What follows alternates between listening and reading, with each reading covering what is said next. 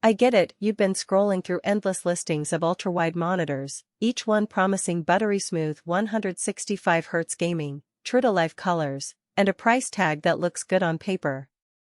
The frustration hits when you finally get the box, set it up, and realize the experience feels underwhelming, like you paid for a billboard and got a poster instead. Link is in the description if you want to check the product details on Amazon, and I'm here to make sure you don't make that mistake with the Kuycon Q34W.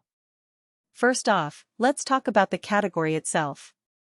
Ultra-wide 34-inch panels sit at a sweet spot between a traditional 27-inch desktop and a full 49-inch curve. They're supposed to give you more horizontal real estate for multitasking, while still fitting on a standard desk. In practice, that means you can have a spreadsheet, a chat window, and a video call all visible at once without constantly alt-tabbing. But the trade-off is that you need a decent amount of desk depth, and the curve, or lack thereof, can affect how your eyes track across the screen.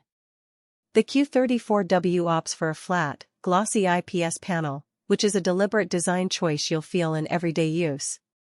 So who should actually consider this monitor? If you spend a lot of time in creative apps, Photoshop, DaVinci Resolve, or even just photo editing, the 10-bit color depth and 99% sRGB coverage give you a palette that's close enough to what you'd see on a calibrated reference monitor for most hobbyist work. The 96% DCI-P3 coverage pushes that a step further, making it a decent entry point for color-critical video work without breaking the bank. Gamers who crave high frame rates will also appreciate the 165Hz refresh, especially on titles that can push past 144Hz on a 1440 wide canvas.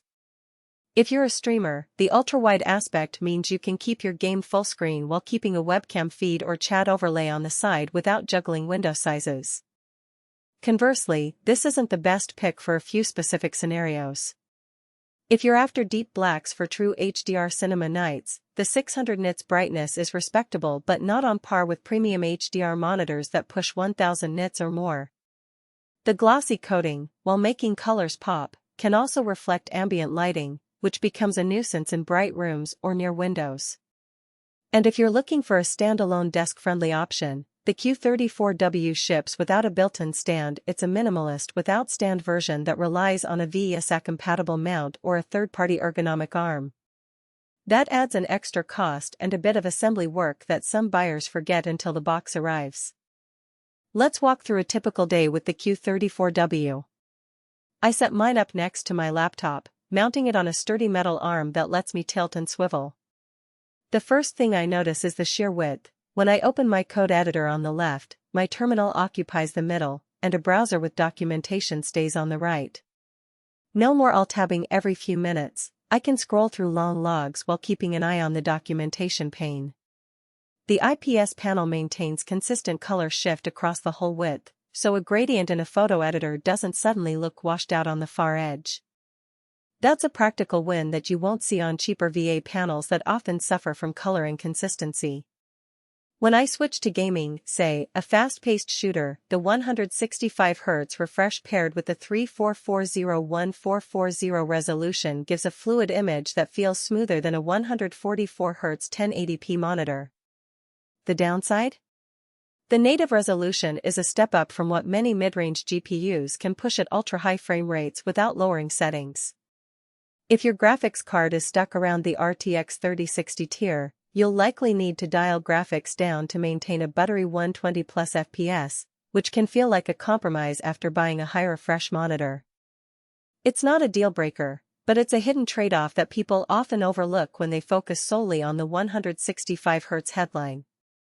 HDR is another point worth dissecting. The Q34W advertises HDR support and a 600 nits peak, which is enough to make bright scenes pop. But you'll notice that the HDR effect isn't as dramatic as on a monitor that hits 1000 nits and has full-frame local dimming. In practical terms, you'll see a nice lift in bright areas of a game like Control or Red Dead Redemption 2, but deep shadows stay relatively flat.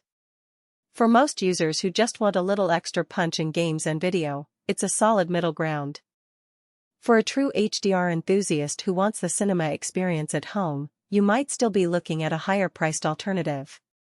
Power delivery is an often ignored feature, and the Q34W includes a 100W USB-C port. That means you can hook a laptop that supports USB-C charging directly into the monitor, powering the device while also sending video, audio, and data over a single cable.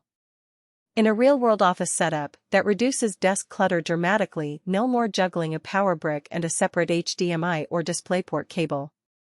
The trade-off is that you need a laptop that can actually draw that much power over USB-C. Many Ultrabooks cap